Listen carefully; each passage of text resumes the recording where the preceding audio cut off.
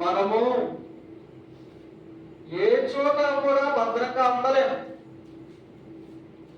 దేవుని కృప, ఆయన దూతల కాపుదల మనతో ఉన్నది అని ఇలాంటి పరిస్థితులు వచ్చినప్పుడు మనకు స్పష్టంగా అర్థమవుతుంది. ప్రభు కాపుదల నాతో ఉండడం ద్వారా నేను ఈ యొక్క భయంకరమైనటువంటి అపాయం నుంచి తప్పించుకొనగలిగా. దేవుని స్తోత్రం. దేవుని బట్టి మనం దేవుని సన్నిధిలో ఎల్లప్పుడూ నమ్మకం, ఆయన యథార్థమైనటువంటి భక్తి జీవితాన్ని ఇస్తూ ఆయన నామాన్ని బయటించాలి. దేవుని యొక్క కాపుదల భద్రతనిచ్చినటువంటి దేవాన్ని దేవునికి కృతజ్ఞతాస్తుతులు కలుగునుగాక. ఆమేన్, ఆమేన్. దేవుని యొక్క వాక్యమును ధ్యానంలో తీసుకుందాము. సంగమంతం చుట్టూ ప్రభు యొక్క కాపుదల పండిస్తుండాలని ఎల్లప్పుడూ అనుదిన ప్రార్థనలో మనము జ్ఞాపకం చేసుకుందాం. కొద్ది నిమిషముల దేవుని వాక్యాన్ని ధ్యానంలో తీసుకుందాం.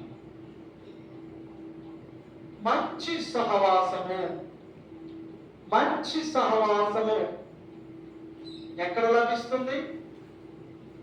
మంచి సహవాసం అనేది ఎక్కడ దొరుకుతుంది? భూమిలో అందరూ కూడా, మనుషులందరూ పాడు చేయుటకు, దోచుకోవడానికి, మోసం చేయడానికి ఆయా రకాలైనటువంటి దుష్ట మనస్సు చేత నింపబడినటువంటి వారుగా ఉన్నారు.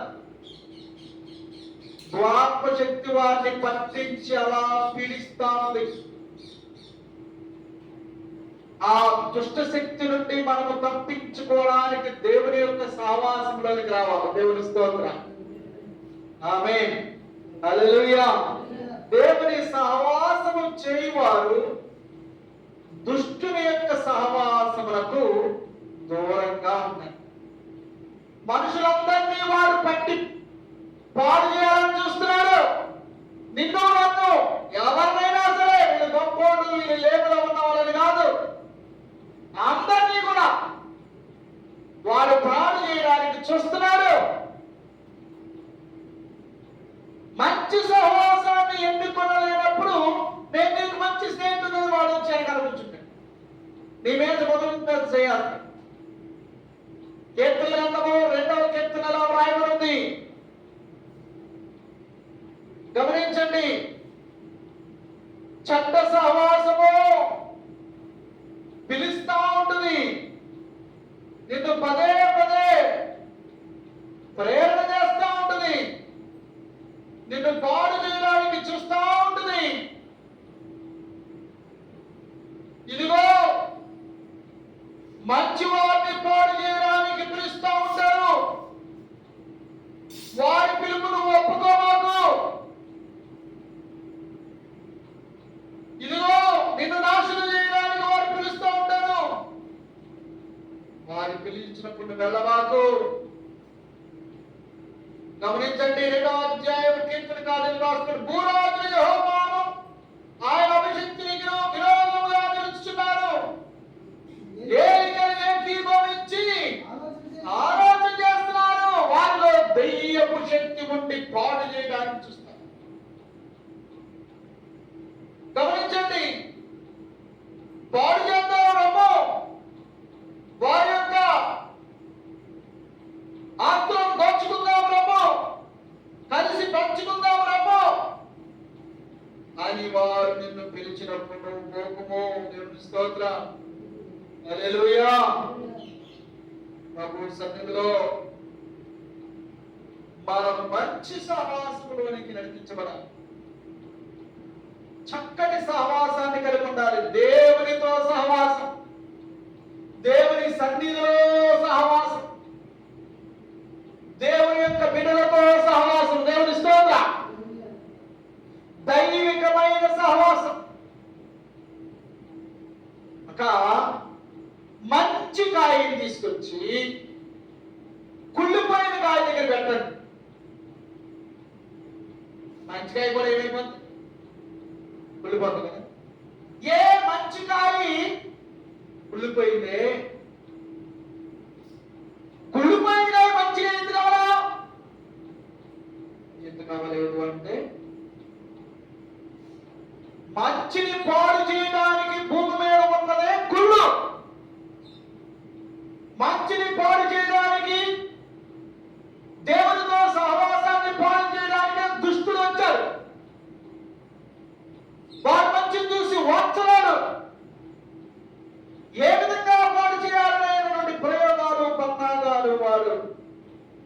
పంచుతా ఉంటాడు. కనుక నీవు మంచి సహవాసాన్ని ఎన్నుకోవాలి. దేవుని సన్నిధిలో ఉండడానికి నీవు ఎప్పటికప్పుడు సిద్ధపడాలి. ఆయన సన్నిధికి పరుగులు పెట్టాలి. ఆయన నామాన్ని బయటపరచడానికి నీవు సంసిద్ధత కలిగి ఉండాలి. మంచి సహవాసాన్ని పోగొట్టుకోకూడదు. దేవునికి స్తోత్రం. హల్లెలూయా. ఎక్కడ మంచి సహవాసం దొరకదు, దేవుని సన్నిధిలో. ఆమేన్. అది దేవునితో సహవాసం, దైవ సహవాసం. ప్రభువుకు నీకు మంచి సహవాసం ఉండాలి. మంచి స్నేహం, మంచి ఫెలోషిప్, గుడ్ ఫెలోషిప్. నేను దేవునితో సహవాసం చేస్తున్నాను అని చెప్పుకోవాలి. యోహాను సువార్త 15వ అధ్యాయం 13-14 వచనాలు చదివినట్లయితే, తన స్నేహితుల కొరకు ప్రాణం పెట్టువారి కంటే ఎక్కువైన ప్రేమ గలవాడు ఎవడా? దేవుని స్తోత్రం. తన స్నేహితుల కొరకు ఏం పెడతాడట? ప్రాణం. అంటే ఈ సహవాసం, ఈ స్నేహం ఎలాంటిది?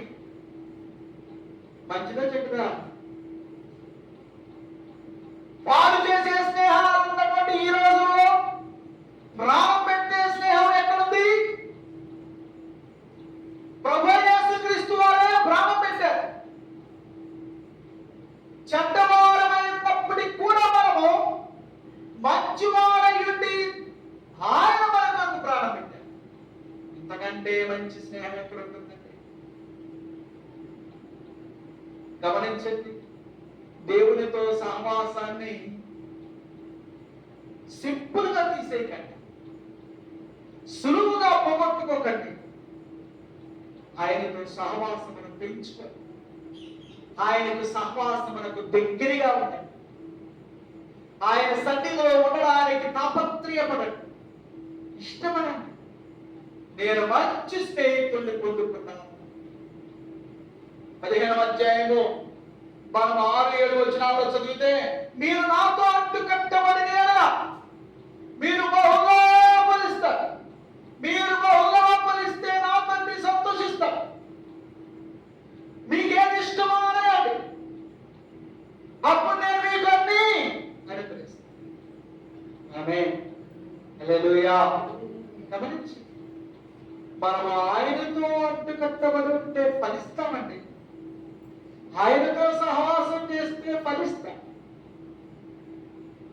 ఆయనతో స్నేహం చేస్తే వృద్ధి పొందుతాం, అభివృద్ధి చెందుతాం. మంచి సహవాసమే మనం ఎప్పటికీ దేవునితో సాంగత్యాన్ని పాడు చేయాలని దెయ్యం ఆలోచన చేస్తా ఉంటుంది.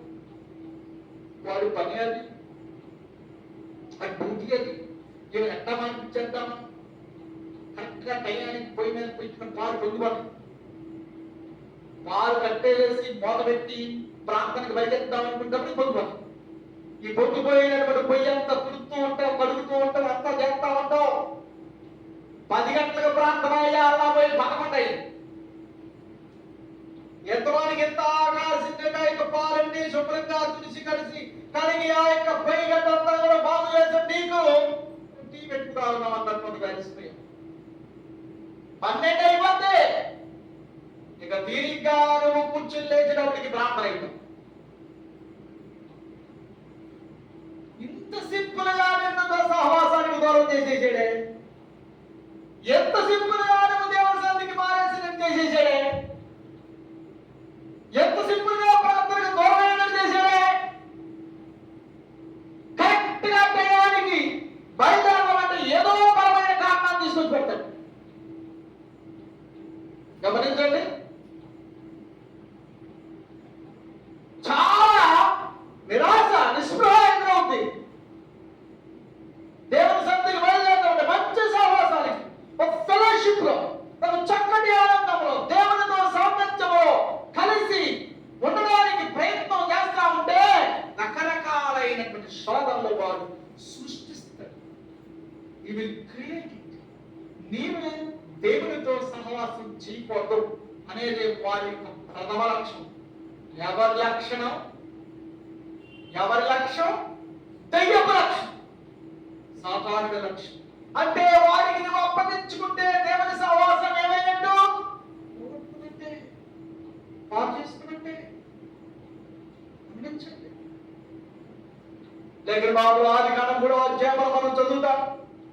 దేవాది దేవుడు ఆదాము అవ్వలతో చెప్పాడు, ఇదిగో ఈ తోట మధ్యలో ఉన్నప్పుడు వృక్షఫలము మీరు తినద్దు, తిరిగిన మీరు నిశ్చయంగా చచ్చిపోతారు అని చెప్పాడు.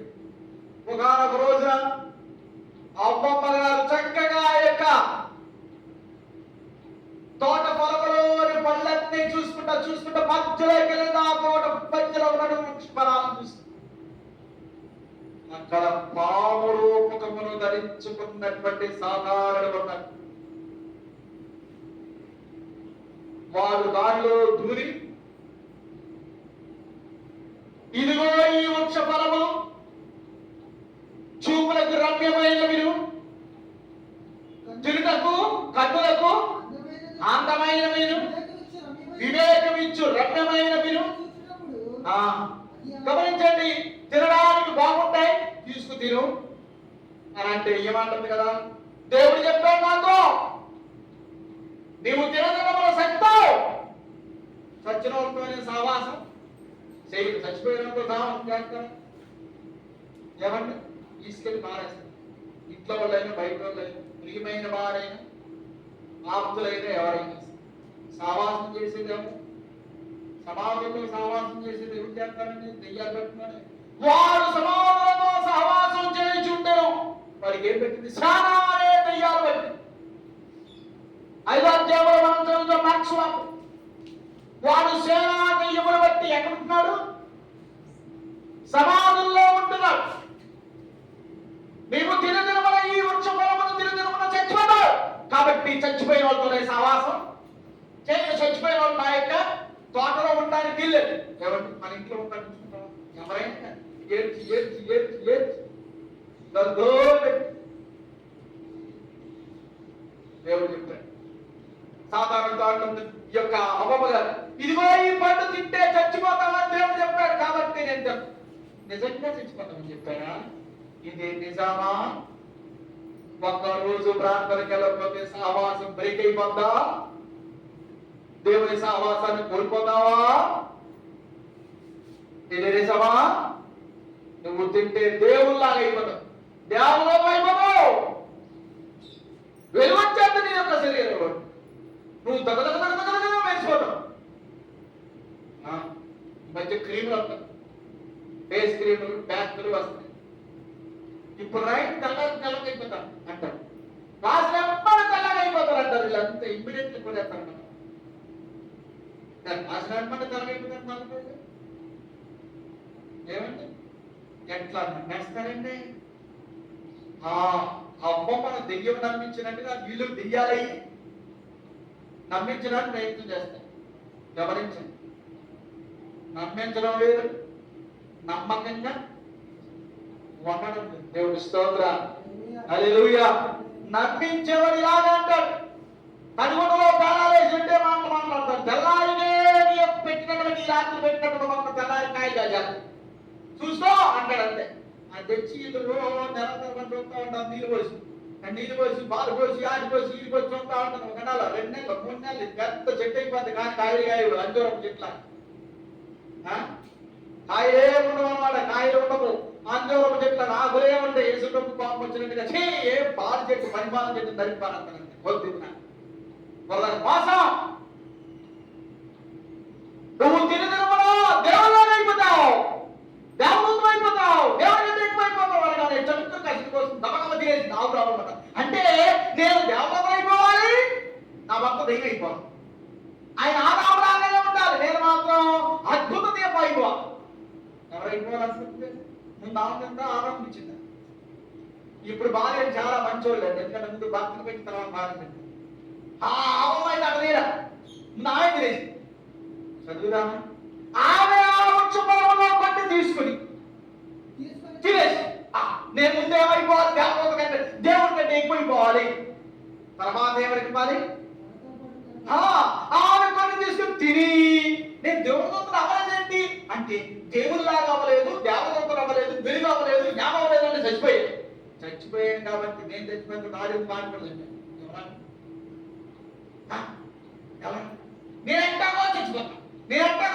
నేను చచ్చిపోయినప్పుడు ఆయన ఎందుకు బతకాలి అని చెప్పి కాష్టం తీసి తిరు అంది.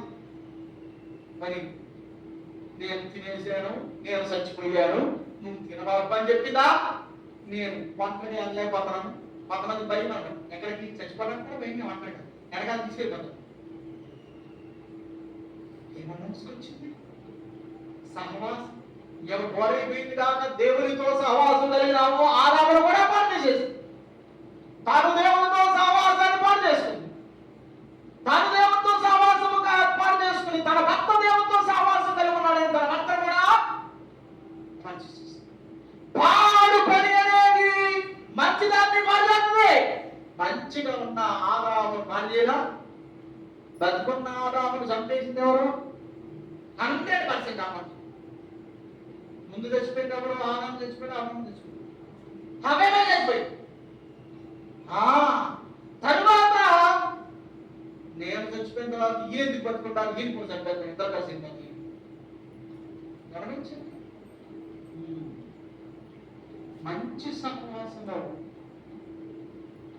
మనం పోగొట్టుకోవాలి. చెడ్డ మాటలు విని మంచి సహవాసాన్ని పోగొట్టుకోవాలా? దేవుని స్తోత్రం, హల్లెలూయా. చెడ్డ మాటలు, చెడ్డ లక్షణాలు, చెడ్డ ఆలోచనలు, చెడ్డ తలంపుల నుండి మంచి సహవాసాన్ని చాలా దూరమైపోతారు. చివరికి అంతా అయిపోయిన తర్వాత అయ్యో వాళ్ళంత మంచి వాళ్ళు నాకప్పుడు మాటలు విని నేను చెడిపోయి, నేను దూరం అయిపోయి, నేను పారిపోయి చివరికి తెలిసి వచ్చింది. ఇప్పుడు నేను వెళ్ళి నేను మంచి సహవాసాన్ని కోల్పోయానంటే వాళ్ళకి ఎంత ఉంటుంది? పక్కనుండు పక్కన అంతే కదా, పక్కనుండు పక్కన పెట్టేసి. మంచి సహవాసాన్ని ఎప్పుడూ కోల్పోకూడదు. దేవుని స్తోత్రం. మంచి సహవాసం దేవునితో, దేవుని సన్నిధితో నీకు నువ్వుగా రియలైజేషన్ లోనికి రావాలి. ఇదిగో ఇది మంచిది, దీనిని కోల్పోయాలంటే మరి ఎప్పటికీ నేను పొందుకోదు. కాబట్టి ఆరునూరైనా మరి ఏమైనా నేను దీన్ని ఏదైనా పోగొట్టుకుంటాను, కానీ దీన్ని మాత్రం సహవాసాన్ని మాత్రం పోగొట్టుకుంటాను. దేవుని స్తోత్రం, హల్లెలూయా, హల్లెలూయా. దేవుని సన్నిధి కోల్పోను, ఏమైనా పోగొట్టుకుంటాను, కానీ దేవుని సన్నిధి మాత్రం నేను ఇది మంచిది, మంచి సహవాసం. కొంతమంది మంచి సహవాసాన్ని కోల్పోయి దుష్ట సహవాసం చేస్తూ ఉంటారు. లేక మాట మనం చదివినట్లయితే ఆ మాటలు రాయబడి ఉంటుంది, ఇదిగో దుష్ట సహవాసము మంచి నడవడిని ఏం చేస్తుందండి? దుష్ట సహవాసం మంచి నడవడిని చెరిపేస్తుంది. సామెతల గ్రంథం 23వ అధ్యాయం 1, 2, 3 వచనాలు చదవండి. సామెతల గ్రంథం 23వ అధ్యాయం 1, 2, 3 వచనాలు చదవండి గట్టిగా. నీవు ఏలికతో భోజనము చేయడానికి కూర్చున్నప్పుడు నీ యొక్క నీకు ఎవరి సమక్షంలో కూర్చున్నావో తెలుసుకుని నీవు నీ గొంతుకి కత్తి పెట్టుకో. దేవుని స్తోత్రం, హల్లెలూయా. దుష్ట సహవాసము చేస్తానికి దుష్టుడు వీడు అనుకున్నప్పుడు నీవు కత్తి ఎక్కడ పెట్టుకో? గొంతుకు పెట్టుకో. అంటే వాడు పెట్టే తిన్నామంటే చస్తావని ఈ గొంతు మీద కత్తి పెట్టుకో. అదే వీడు దుష్టుడు. ఎందుకంటే దుష్ట సహవాసము మంచి నడవడిని చెప్పేస్తుంది. దేవుని స్తోత్రం, హల్లెలూయా. కొరింథీయులకు రాసిన మొదటి పత్రిక 15వ అధ్యాయం 33వ వచనం చూడండి. కొరింథీయులకు రాసిన మొదటి పత్రిక 15వ అధ్యాయం 33వ వచనం. కొరింథీయులకు రాసిన మొదటి పత్రిక 15:33 చదవండి. మోసపోకుడి, దుష్ట సాంగత్యం మంచి నడవడిని చెరుపును. నీతి ప్రవర్తన గలవారై పాపము చేయడం. దుష్ట సహవాసం మంచి నడవడిని అంటే ఎవరు శిల్పిస్తున్నారు? దుష్టునితో సహవాసం, చెడ్డవారితో సహవాసం, చెడ్డ ప్రవర్తన కలిగిన వారితో సహవాసం. మంచిగా ఉన్న నిన్ను పాడు చేసేస్తాను, నీ బతుకును పాడు చేసేస్తాను, నీ జీవితాన్ని పాడు చేసేస్తాను. ఎవరు పాడు చేస్తాను? నీకు నువ్వే దుష్టులతో సహవాసం చేశావు, చెడ్డవాడితో, చెడ్డ లక్షణాలు కలిగిన వాడితో సహవాసం చేస్తూ రాసుకు పూసుకుంటే వాడి యొక్క లక్షణాలన్నీ నీకు వచ్చేసాయి. మంచివాడితో సహవాసం చేస్తే, మంచివాడితో నడిస్తే నీవు మంచును నేర్చుకుంటావు. దుష్టుడితో సహవాసం చేస్తే దుష్టత్వం వస్తుంది. కనుక నీ సహవాసం చేసే సమయంలో నీ యొక్క స్నేహితుడు ఎవరో కనుక్కో. దేవుని స్తోత్రం. నీ స్నేహితుల లక్షణాలు ఏంటో తెలుసుకో, నీ స్నేహితుల యొక్క ప్రవర్తన ఏంటో తెలుసుకో. అరే ఇక్కంటోడా అక్కంటోడా అనేసి తెలిసినప్పుడు ఇమీడియట్ గా వాడితో సహవాసం ఏం చేసి కట్ చేసేసి. దేవుని స్తోత్రం. హల్లెలూయా. తండ్రి చెప్తున్నాడు కొడుకు, ఒరే నీ ఫ్రెండ్స్ అందరూ కూడా మంచోళ్ళు కాదురా, వాళ్ళతో సహవాసం చేయమాకరా బాబు అని చెప్తున్నాడు. ఎప్పుడుకోనారా మరేనో వీరితో చేయి, దాంట్లో చేయి, దాంట్లో చేయి, ఎవరితో తిరగదు, ఇంట్లో ఆడపిల్లలాగా కూర్చో అన్నట్టు చెప్తావేంటి? నాకు ఈ రోజులు ఎట్లా ఉన్నాయి, బయటకు వెళ్తేనే జ్ఞానం వస్తుంది, నలుగురితో తిరిగితేనే జ్ఞానం వస్తుంది అని కొనుక్కుంటా ఉండేవాడు. ఏంటా కొనుక్కున్నాడా? చూడలేదు అన్నాడు. రోజులు గడుస్తున్నాయి, రోజులు గడుస్తున్నాయి, రోజులు గడుస్తున్నాయి. వీడు బాగా డీప్ అయిపోయాడు. ఎవరితో? స్నేహితుడు. ఒక రోజున అరే నానా మనం ఒక వారం రోజులు ప్రోగ్రాంకి వెళ్తున్నాం చెన్నై. మరి మన యొక్క ఇంట్లో 100 గ్రాముల బంగారం ఉంది. ఎంత జాగ్రత్తగా బంగారం గురించి చెప్తున్నాను. 100 గ్రాముల బంగారం ఉంది. దొంగలు వేపచ్చంగా పడుతున్నారని చెప్తున్నారు. మరి ఈ బంగారాన్ని ఎక్కడ పెట్టాలో తెలియట్లేదురా. ఈ 100 గ్రాముల బంగారము రింగులు, చైన్లు, గాజులు, ముక్కు పుడకలు, చెవుతులు, ఇవన్నీ బ్రాస్లెట్లు అన్ని 100 గ్రాములు ఉన్నాయి. ఎక్కడ పెట్టాలి? 100 గ్రాములు బయట ఉంటే దగ్గర ఎక్కడ పెట్టాలంటే, నానా నా స్నేహితుడు ఇదిగో ఆ రమణ గారు ఉన్నారు, మంచి స్నేహితుడు వాడు, వాళ్ళ దగ్గర పెడదాం. రమణ గారు ఇంకెవరైనా స్నేహితులు? రమణ గారు రమేష్ గారు ఇద్దరు స్నేహితులు, మేము సరే రమేష్ కి రమణకి కబుర్ చేయి, ఇంటికి రమణ తోకమేసిస్తా. సరే రమేష్ ని రమణ పిలిచాడు. మా నాన్న రమ్మన్నాడు, రండిరా. రే ఇదిగోరా 148 గ్రాములు బంగారం ఈ చేతిలో పెట్టి, 148 గ్రాములు అక్షరాల బంగారం ఈ చేతిలో పెట్టి, జాగ్రత్త ఈ వస్తువు. మేము వారం రోజులు చెన్నై వెళ్తాం, మరలా తిరిగి రాగానే నాకు అనిపించింది. మీరు మంచి స్నేహితులని, మీరు నమ్మదగిన వారని నా కొడుకు చెప్పాడు. ప్రాణ స్నేహితులని కనిపిస్తాను, జాగ్రత్త అని చెప్పేసి వాళ్ళ చేతిలో పెట్టి, సరే అంకుల్ గారు మీరు వెళ్ళండి, ఆధారం మేము మీకు అందిస్తాను. మరేనా ఒరే ఎంతనాలు వెళ్ళొస్తాంరా అని చెప్పి వెళ్ళిపోయారు. వారం రోజుల తర్వాత ఇంటికి వచ్చి 2వ రోజు, అరే బంగారం ఎత్తురారా, వెళ్ళి బంగారం ఎత్తురారా మీ స్నేహితుల దగ్గరికి వెళ్ళి అనగానే వీడు ఫోన్ చేశాడు. వాడిని ఎత్తుకొచ్చి అన్నారు, ఒరే మీ నాన్న ఎంత మోసగాడురా, మీ నాన్న ఎంత మోసగాడురా, బంగారం అని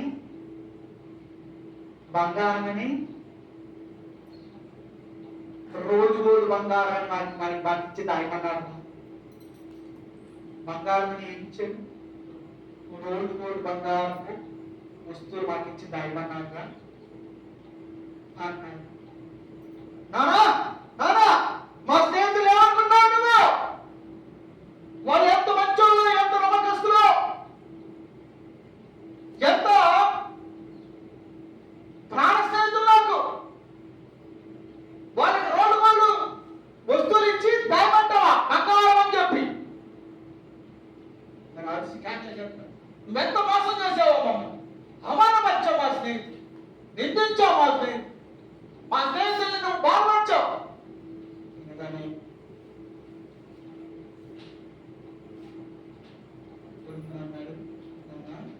చూడు ఏం కూర్చోలేదు. రోడ్లో నుంచి బంగారం వస్తువులు భద్రం పెట్టినట్టావా? నా స్నేహితులు అవమానపరుస్తావా? నువ్వు ప్రాణ స్నేహితులు అవమానపరుస్తావా? అరిసి ఇంకో గీపేచ్చు కొంచెం మంచిగా నేను చెప్తాను. అవి నోడుకోలేని వాళ్ళకి ఎట్ట తెలిసినా? అవి నోడుకోలేని మనకి ఎలా తెలుసా? దాని కొడుకు అవి బంగారపు నగరం నేను చెప్తే నమ్మకం ఉన్నవాడు నిన్ను నమ్మలేడు. బంగారం లాగానే భద్రపరిచేవాడు, బంగారం లాగానే కాపాడేవాడు. ఇది బంగారం అని జాగ్రత్తగా ఉంచి జీవితం చేతికిచ్చేవాడు. అది బంగారమో కాదు అనే సంగతి తెలుసుకుని దాన్ని దొంగిలించాలి, దాన్ని మోసం చేయాలి, దాన్ని ఎత్తుకు పారిపోవాలి అని అనుకున్నారు. కాబట్టి ఇంతగా ఎక్కడికెళ్ళి షాప్ అక్కడ చెక్ చేశారు. చూడరా ప్రతి ఒక్క నగని రుద్దే, చూడరా ఇదిగోరా నీ యొక్క బ్రాస్లెట్ రుద్దేవరా, ఇదిగోరా ఎన్ని రుద్దేవరా, రుద్ది చెక్ చేయాల్సిన అవసరం ఏముంది? ఇంటిని అమ్మ నాయన, నా స్నేహితులు ఎంత మోసగాడా! గమనించండి, భూమి మీద